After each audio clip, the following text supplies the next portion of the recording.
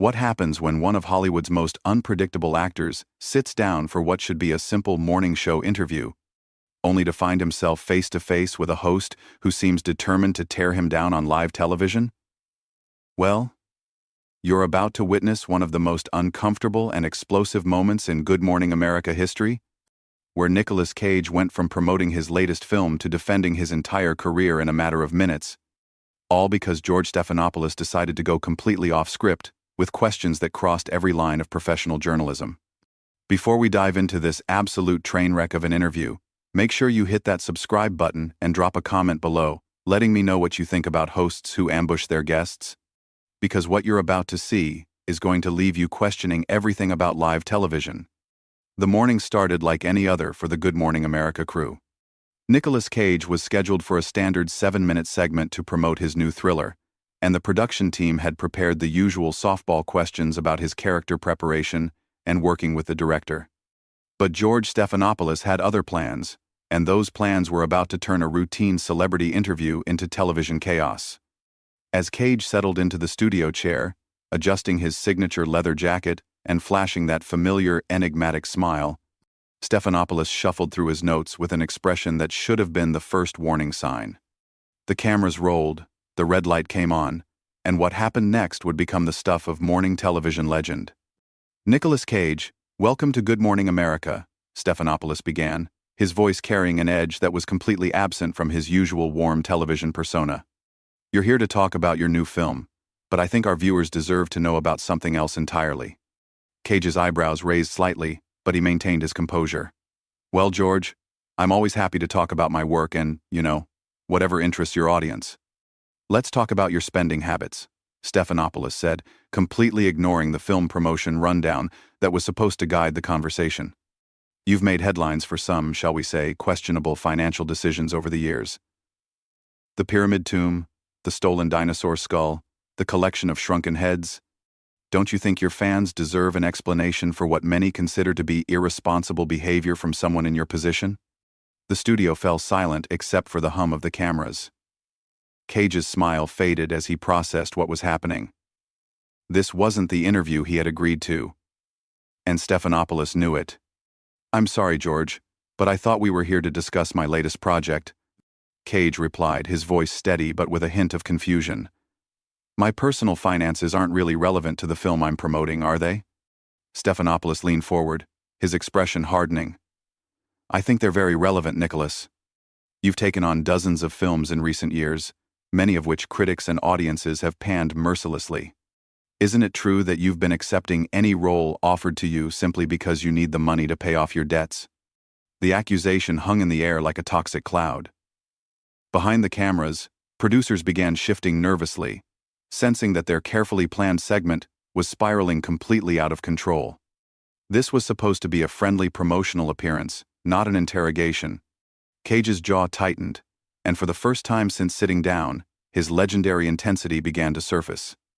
"George, with all due respect, I think you're operating under some serious misconceptions about both my career choices and my personal situation. Every role I take is a conscious, artistic decision." "Artistic decision?" Stephanopoulos interrupted, his voice dripping with skepticism. "Is that what you call appearing in direct-to-video action films that most people have never heard of? Come on, Nicholas, let's be honest with our viewers here." "I am being honest," Cage responded, his voice rising slightly. "What I'm not understanding is why you've chosen to ambush me with personal attacks instead of asking about the craft, the story we're trying to tell, or the incredible cast and crew I worked with." Stephanopoulos shuffled his papers again, clearly enjoying the discomfort he was creating. "Because I think our audience is tired of the typical Hollywood promotional circuit nonsense. They want real talk, real answers. And the real question everyone's asking is whether Nicolas Cage has become a parody of himself." The words hit like a physical blow.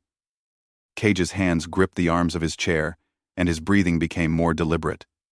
Anyone who knew his work could recognize the signs. He was reaching his breaking point. "A parody of myself?" Cage repeated, his voice now carrying that unmistakable intensity that had made him famous. "George, I've been in this industry for over 4 decades.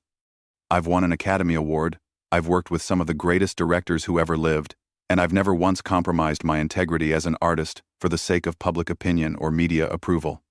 But surely you can see how your recent career trajectory might raise questions, Stephanopoulos pressed, clearly determined to push the interview into even more uncomfortable territory.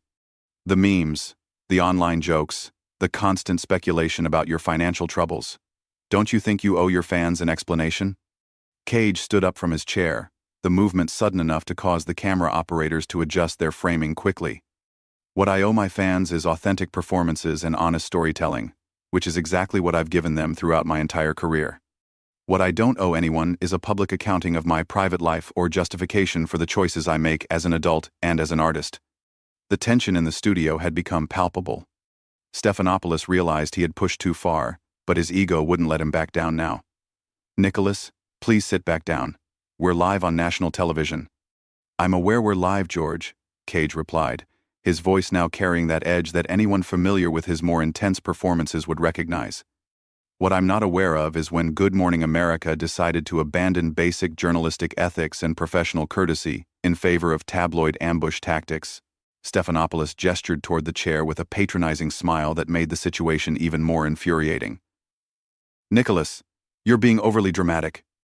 These are legitimate questions that entertainment journalists ask all the time. Entertainment journalists?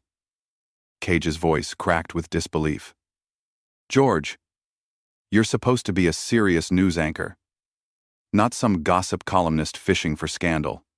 There's a difference between journalism and harassment, and right now you're firmly in harassment territory. The host's face flushed slightly, but he pressed forward with his attack. I'm trying to have an honest conversation about your career and your choices. Isn't honesty something you value? Of course I value honesty, Cage shot back, still standing behind his chair. Which is why I'm honestly telling you that this interview is completely inappropriate. You invited me here under false pretenses, you've ignored every attempt I've made to discuss my actual work, and you're treating me like some kind of criminal defendant instead of a guest on your show. Stephanopoulos leaned back in his chair, adopting a posture that suggested he was the reasonable one in this exchange. I think you're overreacting, Nicholas. These are questions that many people have about your recent career choices. Many people? Cage's eyebrows shot up. Or just you, George? Because it seems to me like you decided before I even walked in here that you were going to try to humiliate me on national television. Was this some kind of rating stunt? Did you think attacking your guest would make for compelling television? The accusation clearly hit home. Stephanopoulos shifted uncomfortably, and for the first time since the interview began, he looked genuinely rattled. That's completely unfair and unprofessional of you to suggest. End quote. End quote. 2. Unfair and unprofessional? Cage let out a laugh that contained no humor whatsoever. George, you just spent the last several minutes questioning my integrity, my financial responsibility, and suggesting that I've become a joke in my own industry. And you want to talk to me about what's unfair and unprofessional? Behind the cameras, the production staff was in complete panic mode. The stage manager was frantically trying to get Stephanopoulos' attention, making cutting motions across his throat, but the host was too committed to his confrontational approach to back down now. Look, Nicholas, Stephanopoulos said, attempting to regain control of the situation. I'm simply asking the questions that many Americans are thinking when they see your name attached to another low-budget film. Low budget? Cage's voice rose another level. Since when did budget become the measure of artistic merit? Some of the greatest films ever made were created with minimal resources and maximum creativity. Are you suggesting that only big-budget Hollywood blockbusters have value? Because that's an incredibly shallow and uninformed perspective for someone in your position. Stephanopoulos realized he was losing ground and decided to escalate even further. What I'm suggesting is that an Academy Award winner shouldn't be appearing in films that go straight to streaming platforms that most people have never heard of. The personal attack was the final straw. Cage's famous intensity, the same energy that had powered his most memorable performances, was now fully directed at the man sitting across from him. George, let me explain something to you about this industry that you clearly don't understand. Every film, regardless of its budget or distribution method, represents months or sometimes years of creative collaboration between dozens of talented people. When you dismiss their work as somehow beneath me, You're not just insulting me. You're insulting every writer, director, cinematographer, and actor who poured their heart into those projects. That's not what I'm doing, Stephanopoulos protested, but his voice lacked conviction. That's exactly what you're doing, Cage continued, his passion building with each word. You're perpetuating this toxic Hollywood hierarchy that says certain types of films matter and others don't. You're suggesting that artistic integrity can only exist within a specific budget range or distribution model. That's not journalism, George. That's snobbery disguised as analysis. Stephanopoulos tried to interrupt, but Cage was just getting started. Do you know what I see when I look at those smaller films you're so dismissive of? I see opportunities to work with hungry young filmmakers who have stories to tell and the courage to tell them without a studio breathing down their necks. I see chances to explore characters and themes that might not fit into a traditional Hollywood framework. I see the kind of creative freedom that most actors in this town would kill for. But surely you can acknowledge that some of these films haven't been well received, Stephanopoulos managed to interject. Well received by whom? Cage demanded. By critics who spend more time analyzing box office numbers than actual storytelling. By audiences who've been conditioned to only value entertainment that comes with massive marketing budgets? Or by morning show hosts who think they understand the film industry because they interview celebrities for 7-minute segments? The insult was direct and unmistakable. Stephanopoulos' face reddened, and his professional composure finally began to crack. I think you're being unnecessarily hostile, Nicholas. Hostile? Cage's voice reached a new peak of intensity. George, you ambushed me with personal attacks, questioned my professional integrity, and suggested that my career choices make me a laughingstock. And when I defend myself with actual facts and reasoning, you call me hostile? Do you see the problem with that logic? The studio audience, which had been watching this exchange with growing discomfort, was now completely silent. This wasn't the entertainment they had expected when they arrived for a taping of Good Morning America. Stephanopoulos made one final attempt to regain control. Why don't we take a step back and talk about your new film? That's what you came here to discuss, right? Cage stared at him for a long moment, his breathing still elevated from the confrontation. Now you want to talk about my film? After spending the entire interview trying to tear down my credibility and suggesting that my recent work is somehow embarrassing? Do you really think you can just flip a switch and pretend the last 10 minutes didn't happen? I'm trying to give you an opportunity to promote your project, Stephanopoulos said, his voice taking on a condescending tone that made the situation even worse. You're trying to save face on live television, Cage replied bluntly.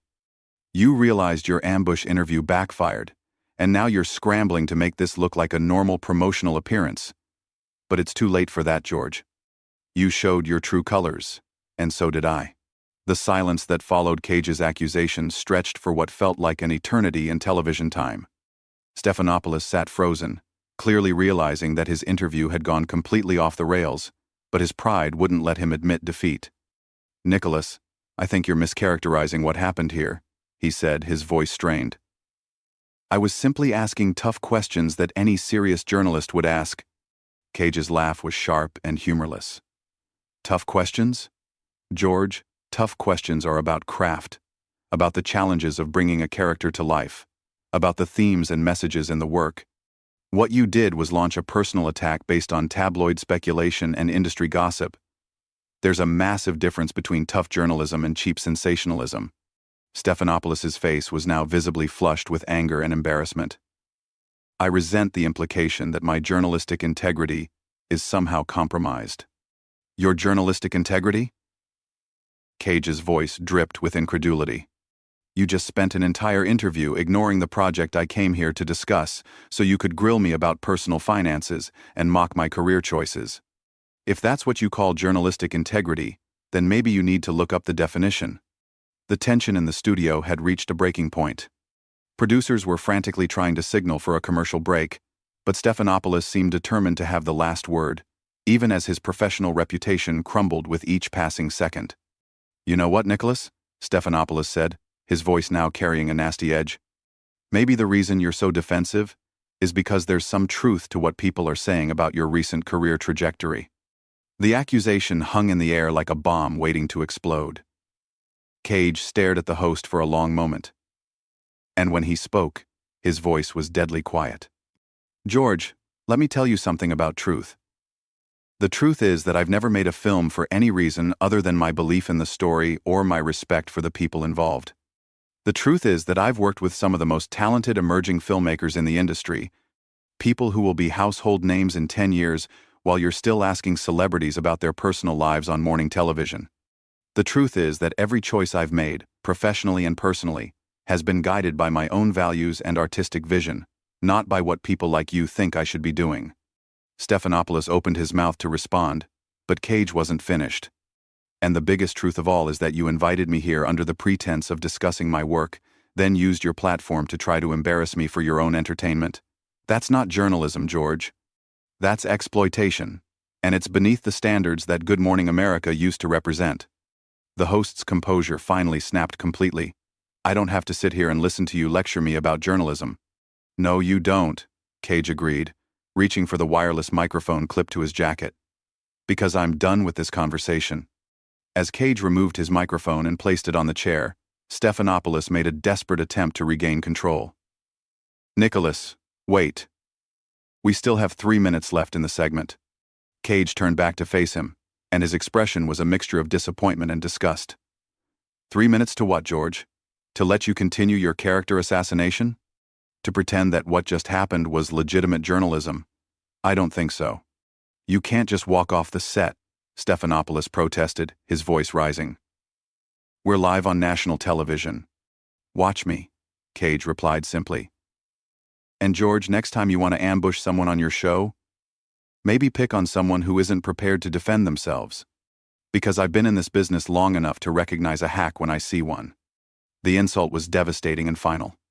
Stephanopoulos sat speechless as Cage walked toward the edge of the interview area, his leather jacket catching the studio lights as he moved with the same intensity and purpose that had defined his best screen performances. But Stephanopoulos, in his desperation to salvage something from the wreckage of the interview, made one final fatal mistake. "You know what, Nicholas? Maybe this is exactly why people say you've lost it.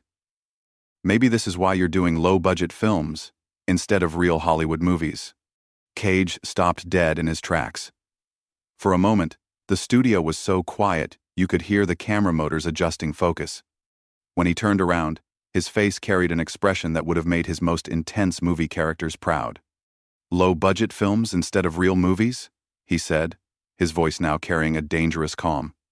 "George, you just revealed everything anyone needs to know about your understanding of cinema, journalism, and basic human decency. The fact that you think a film's worth is determined by its budget tells me you have no business discussing art of any kind. The fact that you think attacking your guests is acceptable journalism tells me you have no business holding a microphone. And the fact that you just doubled down on your unprofessional behavior after everything that's happened tells me you have no business calling yourself a serious journalist."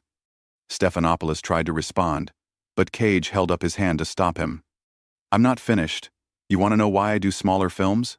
Because they're made by people who care about storytelling more than profit margins. They're created by artists who understand that cinema is about connecting with audiences on an emotional level, not just filling theater seats.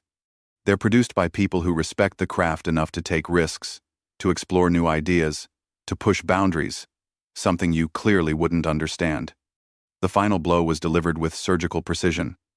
"And unlike this interview, George, they have integrity." With that, Nicolas Cage walked off the Good Morning America set, leaving behind one of the most uncomfortable and explosive moments in morning television history. Stephanopoulos sat alone at the interview desk, his career credibility in tatters, unable to find words to fill the dead air that followed. The cameras kept rolling for another 30 seconds before finally cutting to commercial, but the damage was done. In less than 15 minutes, what should have been a simple promotional interview had become a masterclass in how not to conduct journalism, with Cage emerging as the clear victor in a battle he never wanted to fight. So what do you think about hosts who ambush their guests like this? Should morning show interviews stick to promoting projects? Or do you think tough personal questions have a place in entertainment journalism? Drop your thoughts in the comments below, hit that subscribe button for more incredible television moments, and let me know what other explosive celebrity interviews you'd like me to cover next.